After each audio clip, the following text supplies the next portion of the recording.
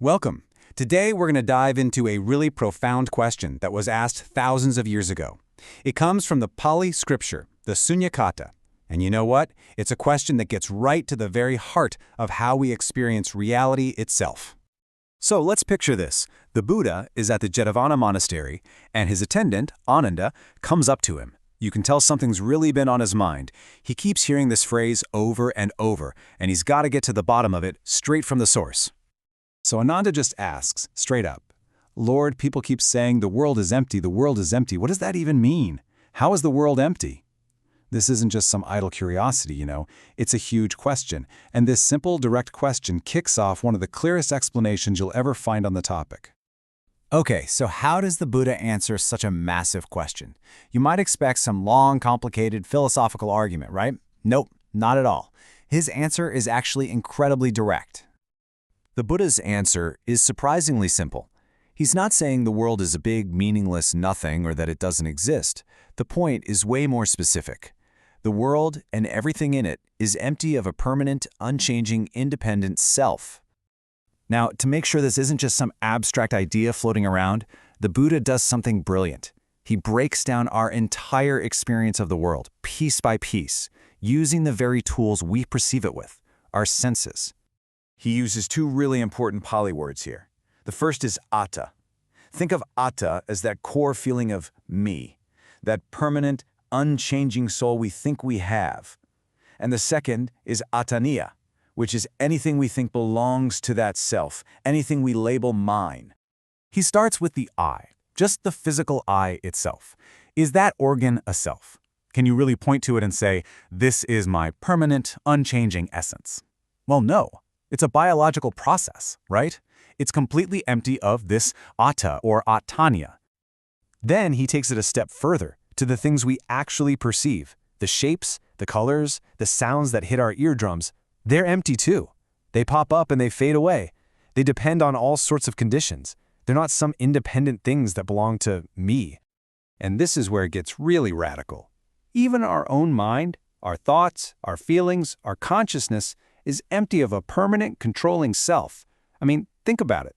Thoughts just come and go, don't they? They're processes, not some fixed thing in charge. And you see the pattern here, right? He applies this same exact logic to everything. The ear and sounds, the nose and smells, the tongue and tastes, the body and physical sensations, all of it. Every single part of our experience is empty in this very specific way. Empty of a permanent self, and empty of anything belonging to a self. Okay, but wait. Being empty of a self is really just the starting point. The scripture then goes on to unpack a few other fascinating layers of emptiness. It shows how this one core idea applies to, well, the entire fabric of reality. First up is what's called the emptiness of characteristics. And this is actually pretty logical when you think about it. A quality is defined by what it's not. So the characteristic of wisdom is completely 100% empty of foolishness. They can't exist in the same spot. One is basically the total absence of the other. Then there's the emptiness of change. Just think of anything, a sound, a thought, a cup of coffee. It arises, it's there for a little while, and then it's gone.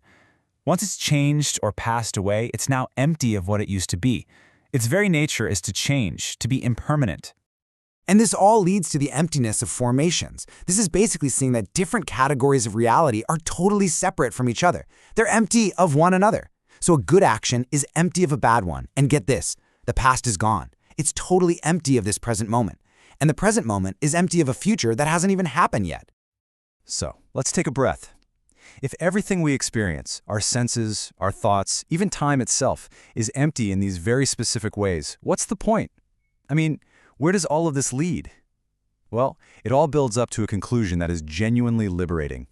The text brings it all home by defining the highest, the ultimate, the most excellent emptiness as nibbana itself.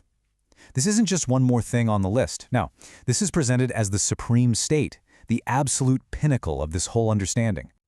And this is absolutely crucial. This highest emptiness is not a depressing, empty void. It's described in really positive ways. The total calming of all that mental noise, the complete letting go of all our attachments, the absolute destruction of craving, the end of suffering. In a single word, liberation. So really, the big takeaway from this ancient conversation isn't that nothing matters. It's actually the opposite. The teaching is suggesting that by really understanding the empty nature of things, specifically that they're empty of a fixed, separate self that we have to protect and please all the time, we can find real, profound freedom. Freedom from the anxiety, the fear, and the grasping that comes from believing in that illusion in the first place.